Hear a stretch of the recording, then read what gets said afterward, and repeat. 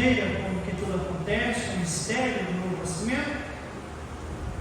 Nessa noite é a nossa 7ª lição no Evangelho de João, e dando-nos Deus graça e vida, algum dia nós terminaremos, também. É uma bênção também estudar os Evangelhos, principalmente de João.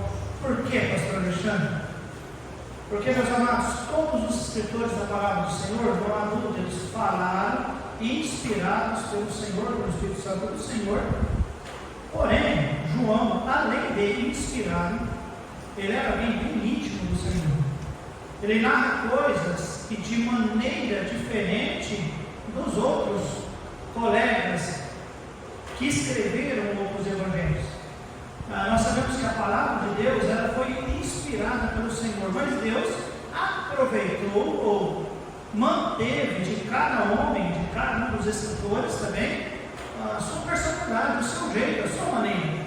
Tanto é, que as palavras de Paulo eram as palavras, por exemplo, citadas por Pedro, de uma certa forma meio difícil de se entender, porque Paulo era uma pessoa bem culta também, era um homem realmente diferente. Já Pedro, um homem que foi até inclusive dado por muitos ali como uma pessoa iletrada também. E então João, nós estamos vendo o Evangelho na perspectiva de João, discípulo, tá bem?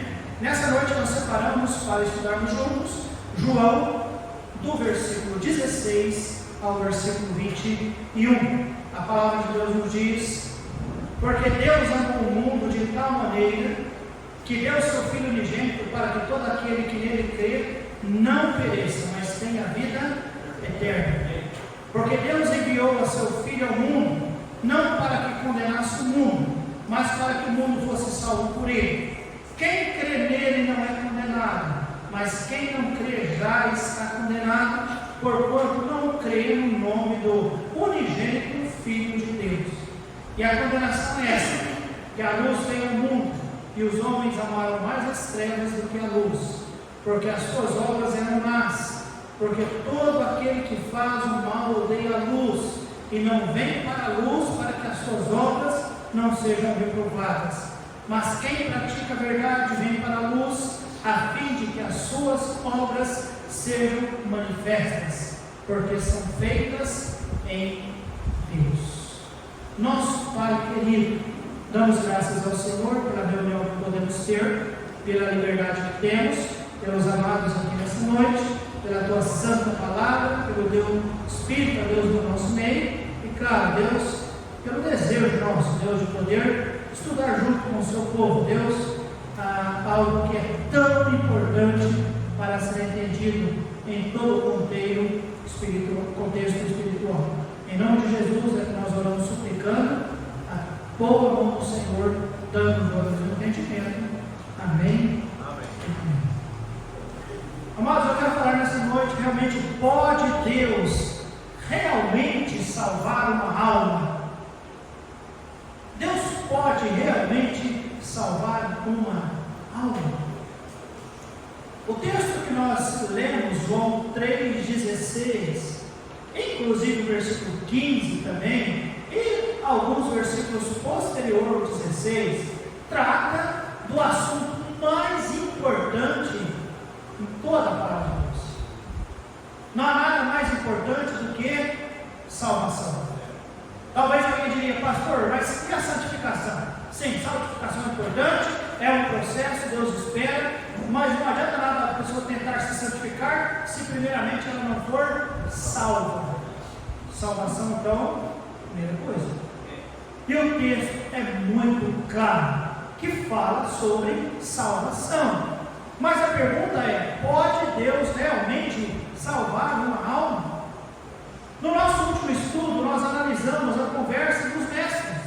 O mestre Nicodemos falando com o mestre Jesus. E nós encerramos lá no versículo 15, Jesus dando o motivo da sua vinda. Olha só o versículo 15: para que todo aquele que nele crê não pereça, mas tenha vida eterna. Amado, salvação realmente determina a eternidade das pessoas.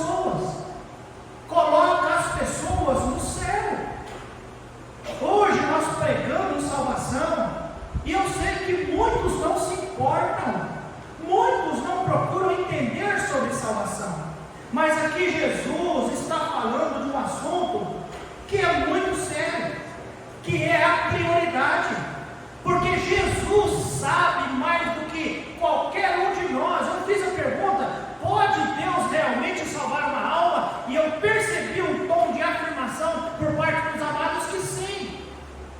Mas não tem ninguém que tem mais propriedade para falar em salvação do que Jesus Cristo, porque Ele conhece a humanidade, Ele sabe que o homem é pecador, Ele sabe que não tem um justo, nem um sequer. Ele sabe que o pecado destitui a pessoa da glória de Deus. Ele sabe que o salário do pecado é a morte. Ele compreende isso. Talvez até muitos de nós, como crentes em Cristo Jesus, não paramos para meditar e pensar realmente como é importante a salvação e como é desastroso a perdição. Mas Jesus sabe, né, irmãos? E Ele está instruindo Nicodemos, Ele está nos instruindo acerca da salvação.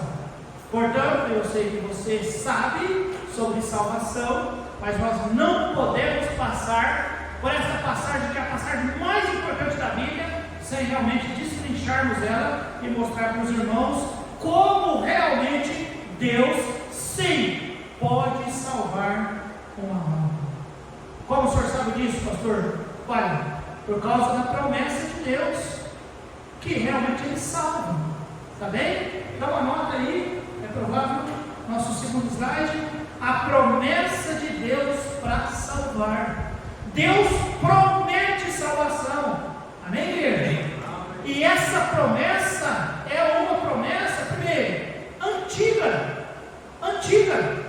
Gênesis capítulo 3, versículo 15, tá bem? Gênesis 3, 15, a palavra de Deus nos diz: e porém inimizade entre ti e a mulher, entre a tua semente e a sua semente, esta te ferirá a cabeça e tu lhe ferirás o calcanhar. Esse texto já é uma promessa de Deus, que Jesus Cristo, a semente da mulher, ia prevalecer sobre a semente do diabo. Amém, irmãos? Amém. Promessa antiga. Jesus Cristo iria prevalecer, amém, amados? É uma promessa antiga. Apocalipse capítulo 13, versículo 8, nos diz que está registrado no livro da vida do Cordeiro, que foi morto desde a fundação do mundo. 1 Pedro capítulo 1, versículo 20, o Alan vai projetar para vocês aí, são várias passagens, hoje estou falando. 1 Pedro 1, 20, a Bíblia nos diz, e você acompanha aí, se não der tempo de você olhar na sua Bíblia, mas 1 Pedro 1, 20, mas com o precioso sangue de Cristo, como de um cordeiro imaculado e incontaminável, o qual, na verdade, o que diz a Bíblia, irmãos? Não está projetado?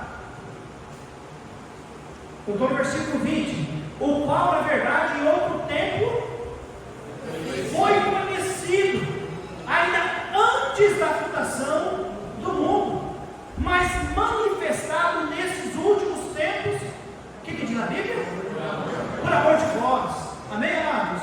É uma promessa antiga, uma promessa lá em Gênesis 3,15. Não apenas em Gênesis 3,15, é uma promessa, conforme Pedro escreve para nós, antes da fundação do mundo, salvação já foi prometida para nós. Amém, amados? Uma salvação prometida e manifestada nesses últimos tempos, por amor de vós. Vê como encaixa? Lembra de João 3,16? Porque Deus amou o mundo de tal maneira que deu o seu Filho unigênito para que todo aquele que não conheça, mas tenha a vida eterna. Uma promessa antiga, né, amados? Antes de Gênesis 3,15, Pedro registra, é algo, irmãos, ainda antes da fundação do mundo, é outro tempo, conforme nos diz o versículo 20, e por amor de vós. Então, amados, antes de haver um pecador sequer para ser salvo, já havia um plano perfeito de salvação. Amém, igreja? Eu estou dizendo, é coisa profunda, é coisa que nós não paramos na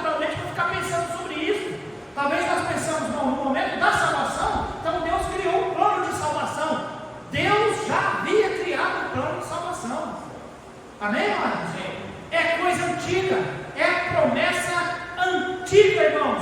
Deus queria salvar. Amém, amados? Deus sempre foi e sempre será um Deus salvador. E sua promessa de salvar é tão antiga como o próprio Senhor.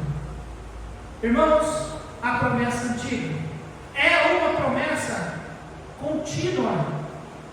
Ou seja, por ser antiga, ela não perde a eficácia. Não é que o Senhor planejou lá antes da fundação do mundo, prometeu em Gênesis 3,15, e depois o escritor de Apocalipse disse também sobre a promessa que é antiga, mas ela é contínua. João 3,16 nos diz: porque Deus amou o mundo de tal maneira que deu seu Filho unigênito, para que todo aquele que nele crê não pereça. É todo aquele que nele crê. Em que época, igreja? Antes, quando ele escreveu isso, durante todo esse tempo que ele já passou, da época que foi escrito isso, hoje em dia, todo aquele que crê vai ser salvo. Não sei quando Cristo vai voltar, até Cristo voltar e arrebatar a sua igreja, e ainda no período de tribulação, quem crê em Cristo Jesus, irmãos, é uma promessa contínua. Amém, igreja? É uma promessa antiga, é uma promessa contínua. Todo aquele, eu dou graças a Deus por isso, amém, amados? João 5,24 nos diz: na verdade vos digo, que quem ouve a minha palavra e crê naquele que me enviou, tem a vida eterna e não entrará em condenação, mas passou da morte para a vida. Promessa contínua. Atos 16:31, crê no Senhor Jesus e será salvo, tu e a tua casa. Promessa contínua, amém, irmãos? Então esta promessa nunca perdeu e nunca perderá o seu poder, amém, amados?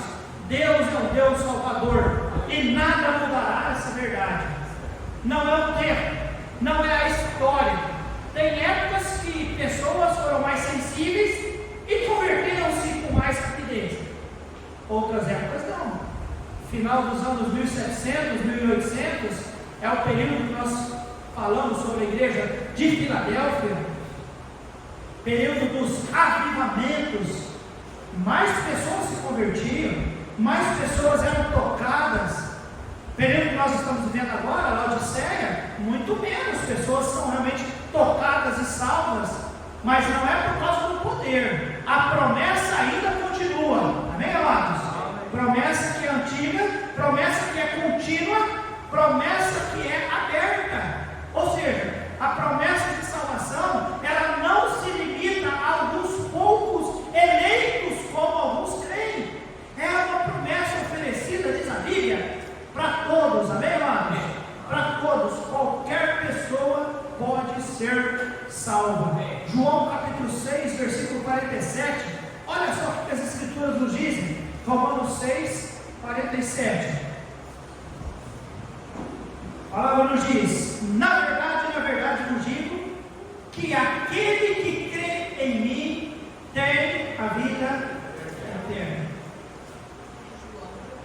João 6,47. O que eu disse? João 6,47. Me perdoe. Estava lá, né? E eu falei outro. João 6,47.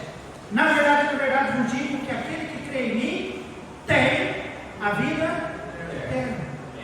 Apocalipse 22:17. E o Espírito e a esposa dizem: vem. E quem ouve, diga: vem. E quem tem sede, venha. E quem quiser, tome de graça da água da vida.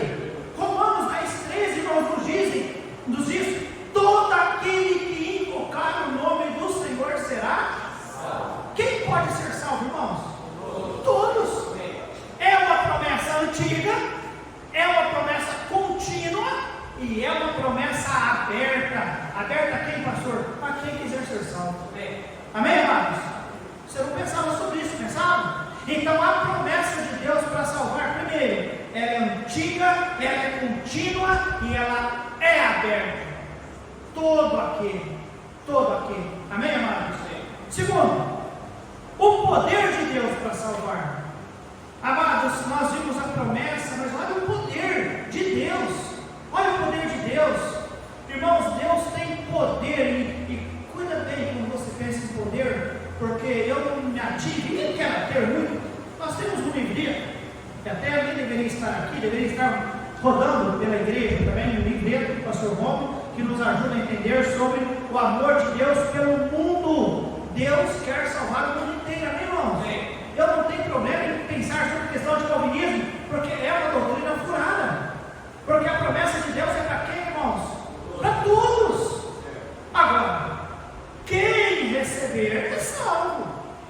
Mas Deus não elegeu um para salvação e outro para perdição, tá bem? Então eu não vou ter muito explicar calvinismo, e eu espero que você não esteja envolvido e ouvindo pessoas que têm tendências calvinistas. Amém, amados?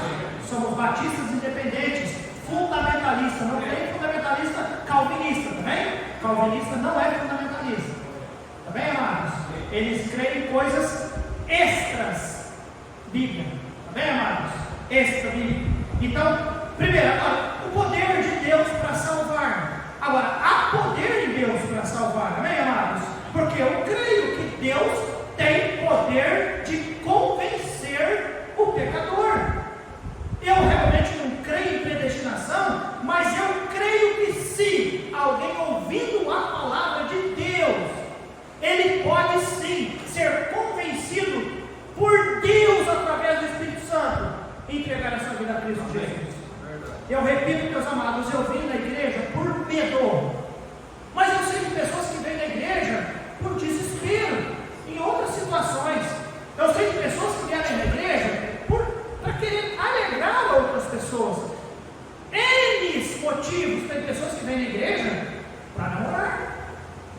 Já ouvi? Tantas coisas para agradar outros. Só que eu sei que estando na igreja, Deus de uma maneira tão poderosa pegou o coração daquela pessoa, porque foi assim comigo. Eu estava apenas com medo de uma guerra, e Deus convenceu que eu era um pecador. Isso é poder de Deus para convencer, amém, amados?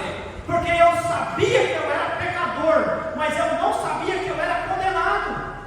E Deus, pela sua palavra e pelo seu Espírito, pelo seu poder, convenceu esse coração duro de que eu era um perdido e condenado ao inferno. Isso é poder de Deus, amém, amados? Então, meus amados, o poder de Deus para salvar, Ele tem poder de convencer o pecador.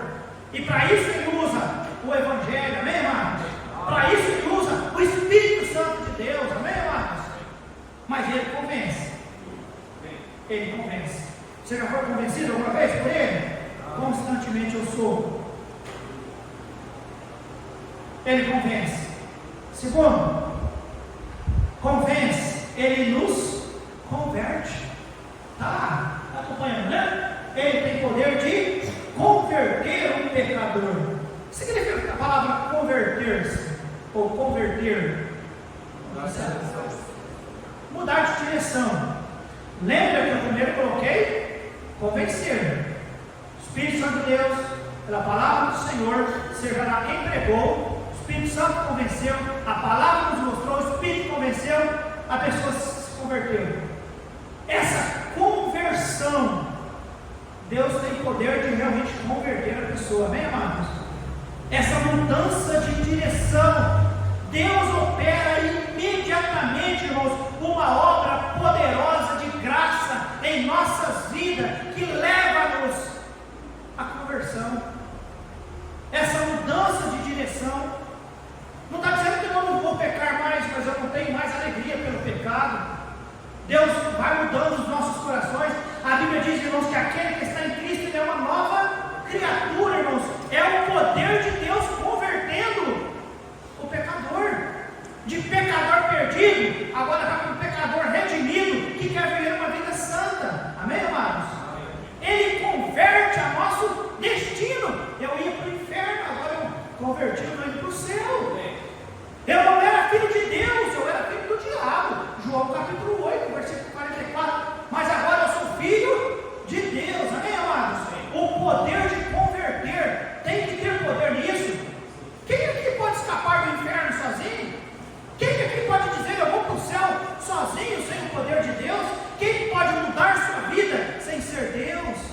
Irmãos, agora eu sou co-herdeiro com Cristo.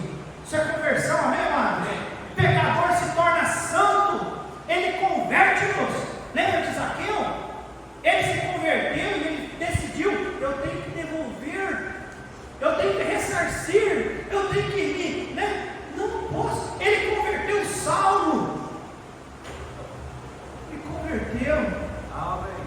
Ele te converteu, amém, amados? Como é que foi o dia hoje? Tranquilo? Só alegria, né? Você não teve nenhum dissabor, sobrou tempo nessa noite, você não teve que fazer sacrifício nenhum. Foi assim com você? Não teve que trabalhar? Todos aqui estavam de folga hoje? Não, né? O que fez você vir numa igreja nessa noite, depois de um dia de trabalho? É porque você foi convertido em Cristo Jesus. E Deus dá para nós a alegria, a vontade, o desejo, a responsabilidade. Eu preciso ir na igreja. E eu vou adorar a Deus, eu vou buscar meu Senhor. Isso é um coração convertido, amém, amados? Humanamente falando, nós não queremos isso. Humanamente falando, nós queremos cama, nós queremos casa, nós queremos conforto, nós queremos descanso. Mas uma pessoa convertida, ele quer a casa de Deus, amém, amados? Ele quer. Isso é sinônimo de um coração convertido. E Deus tem poder de converter o pecador. Ele tem poder de conservar o salvo. Amém, igreja? Ele tem poder. Amados, nós vimos que a promessa do Senhor, ela é muito poderosa para salvar. É uma promessa antiga, contínua e aberta. Vimos que o poder de Deus para salvar, Ele tem poder para convencer, para converter e principalmente para conservar. Sabe que tem pessoas que pensam que nós podemos perder salvação? Alguém aqui já ouviu isso ou não?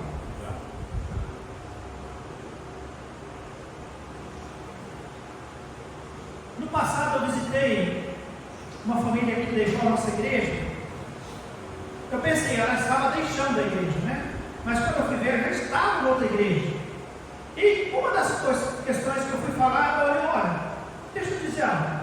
Você sabia que você, em algum determinado momento, você vai aprender que as pessoas perdem salvação? Aí a pessoa disse: pastor, mas isso é bom. É bom a pessoa pensar que perde salvação. Porque se pensar que perde salvação, a pessoa não peca. Eu disse: não é possível. Irmãos, eu me senti um lixo. Eu não ensinei nada, não é possível. Não é possível. Irmão, salvação não se perde, amém, irmãos? E se você for parar num lugar que alguém pregar que perde salvação, você tem aquela pessoa como um louco. Porque salvação não se perde. Porque nós não somos salvos por nós mesmos. Amém, amados? Não se perde. Salvação concede-nos filiação. Amém, amados? Qualquer pai ou mãe aqui abre mão do seu filho, aí ele tem pecar contra você, errar contra você. Ah, hoje o meu filho me agradou, hoje é meu filho, amanhã o meu filho me desagradou. Não, agora você não é meu filho mais.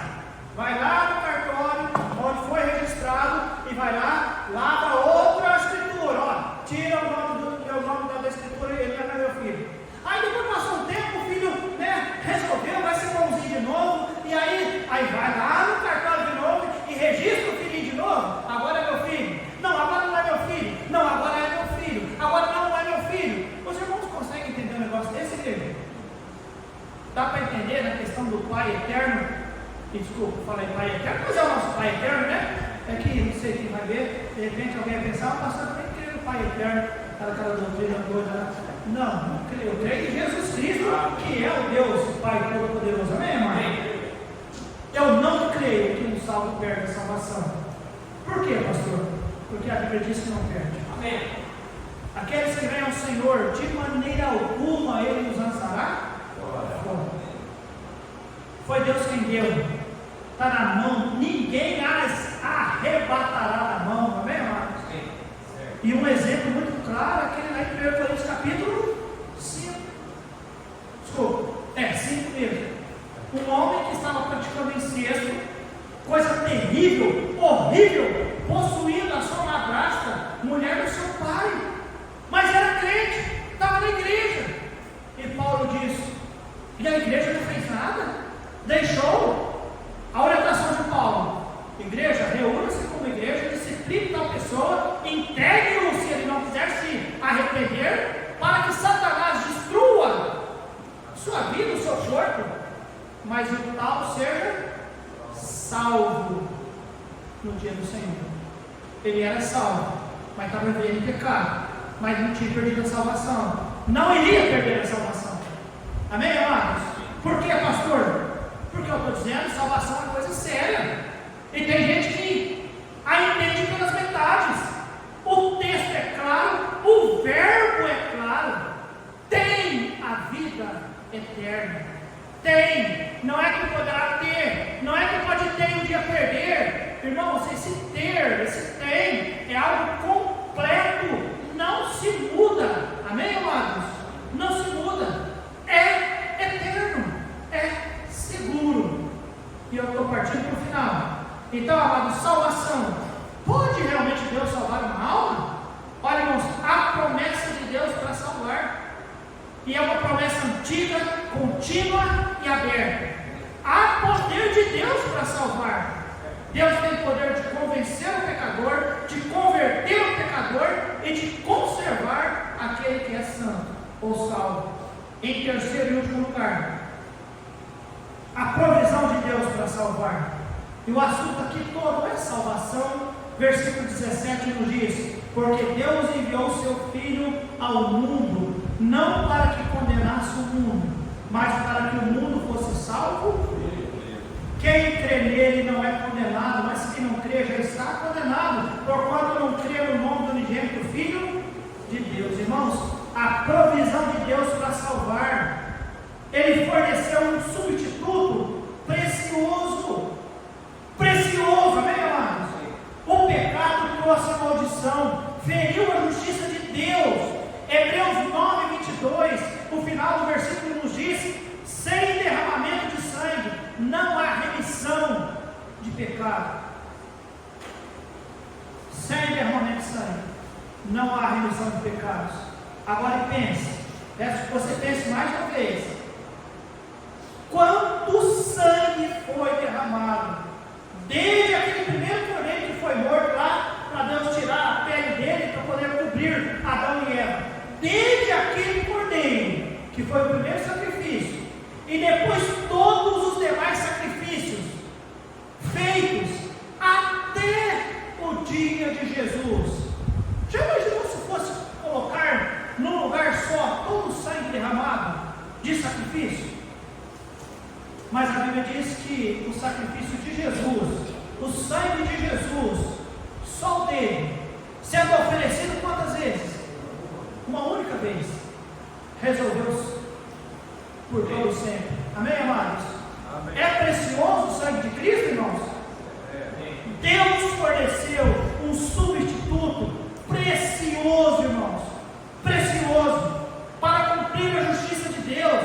2 Coríntios 5, 21, aquele que não conheceu o pecado, o fez pecado por nós, para que nele fôssemos feitos justiça de Deus. Nós cantamos um corinho: Cristo tomou o meu lugar, para a minha dívida pagar. Irmãos, e foi pago. Deus aceitou. E não é porque também nós pensamos que eu tinha pouco pecado, mas a pessoa pode ser o mais vil pecador. O sangue de Cristo, o substituto precioso de Deus, pagou por todo sempre. Amém, amados? Um substituto perfeito, um sacrifício perfeito. Abra sua Bíblia comigo lá em Hebreus 10, versículo 10. Hebreus 10, 10. Eu anotei o texto aqui para me ler e ganhar algum tempo, e está projetado, você consegue acompanhar também. Então, além de o Senhor fornecer um substituto precioso, Ele forneceu um sacrifício perfeito. Hebreus 10, 10. Na qual vontade temos sido santificados pela oração do corpo de Jesus Cristo, feito, o que diz a Bíblia? Uma vez. E assim, todo sacerdote aparece a cada dia, ministrando e oferecendo muitas vezes os mesmos sacrifícios, que diz o quê? Nunca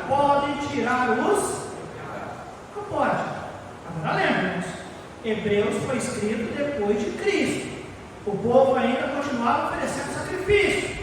E o autor de Hebreus, que eu sei quem é, não vou falar, escreveu o seguinte. Estou brincando, vou falar assim. Quantos querem saber quem é o autor de Hebreus? Espírito Santo. Bem? Espírito Santo soprou. O autor humano, eu tenho outras ideias. Eu acho que é Paulo, tá bem? E ele está escrevendo depois de Cristo. E ele está dizendo, estão ainda oferecendo sacrifício que não precisa mais. Já foi oferecido uma única vez. Amém, amados?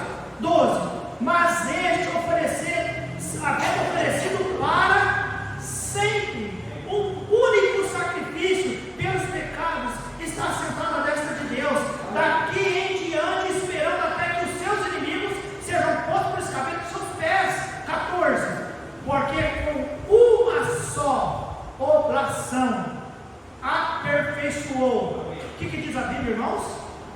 Para sempre os que são santificados. Irmãos, a provisão de Deus para salvar passa por um cordeiro que foi um substituto precioso e um sacrifício perfeito, uma única vez. Irmãos, os demais sacrifícios, as pessoas tinham que escolher o animal, tinha que ser perfeito, não dá tempo de poder ler todas. Tanto é que depois a religiosidade dos judeus fez com que eles abandonassem e oferecessem qualquer coisa.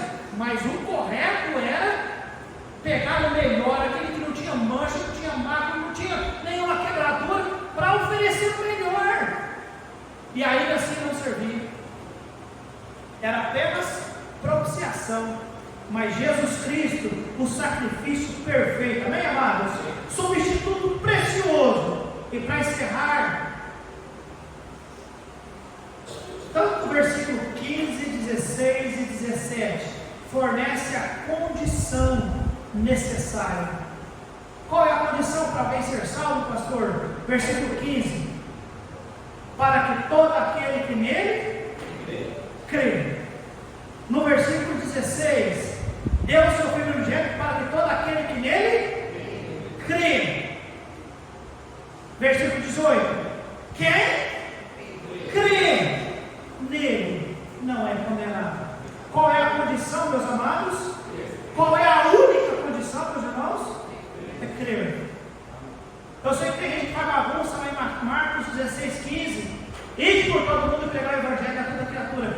Quem crer e for batizado será salvo. Mas quem não crer será condenado. E aí alguns dizem que tem que ser crer e ser batizado. Ué, por que o próximo versículo não diz e quem não crer e não ser batizado? É porque a questão da crença não é batismo. Amém, amados? Uma vez crendo, batiza. Mas se não crer, não adianta batizar. É a crença, amém, amados? É a crença. Tem que crer. Atos 4:12 nos diz, e esta é a última referência nossa: e em nenhum outro há salvação, porque também debaixo do céu nenhum outro nome há, dado entre os homens, pelo qual devamos ser salvos. Irmãos, é a única condição, é crer em Jesus Cristo. Quando João escreve isso aqui, irmãos, versículo 15 a 21, ele queria deixar claro estas verdades. Que verdade, pastor? A verdade de que Deus realmente pode salvar uma alma. Amém. Nós temos que crer nisso, amém, amados? Creia nisso, porque existe uma promessa de Deus para salvar. Uma promessa, amados, que é antiga, uma promessa que é contínua e uma promessa que ainda é aberta. Há poder em Deus para salvar. E Deus tem sim poder de convencer, converter e conservar o pecador salvo, amém, amados? E há uma provisão de Deus para salvar.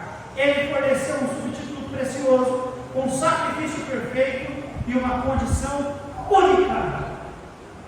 E eu quero reforçar a você: Deus tem poder de salvar sim. Creia nisso, amado. Eu sei que talvez alguns pensaram, não adianta, eu já convidei ele 1000 vezes.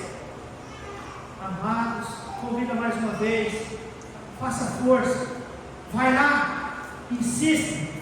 Essa semana o irmão Adriano estava conosco, fazendo a mudança do pastor Marcos, e nós ouvimos de um pai que está sofrendo. E o Adriano disse: não, vamos fazer uma visita. Aí eles não adianta. Não podemos fazer visita. Não adianta. Não adianta sim. Podemos fazer uma visita. Pode falar de Jesus. Tem que falar com o nome de Jesus. Não, eu vou lá. Dá o endereço, eu vou lá. E o pai: não, eu conheço. Não adianta. O Adriano: não, adianta sim. Adianta sim. Amém, igreja? Adianta sim. Adianta sim. Amém, amados? Deus pode salvar uma alma. Tem promessas para isso. Tem poder para isso. E o meio já foi providenciado: Jesus Cristo. Amém, igreja? Você aprendeu tudo? Ou tirou foto? Guardou tudo na caixola? Não? Rapaz. Eu vou mandar no grupo também, mas eu desafio você a crer nisso e pregar sobre isso. Nosso Deus querido Pai, agradecemos o Senhor pela liberdade de poder ensinar a palavra.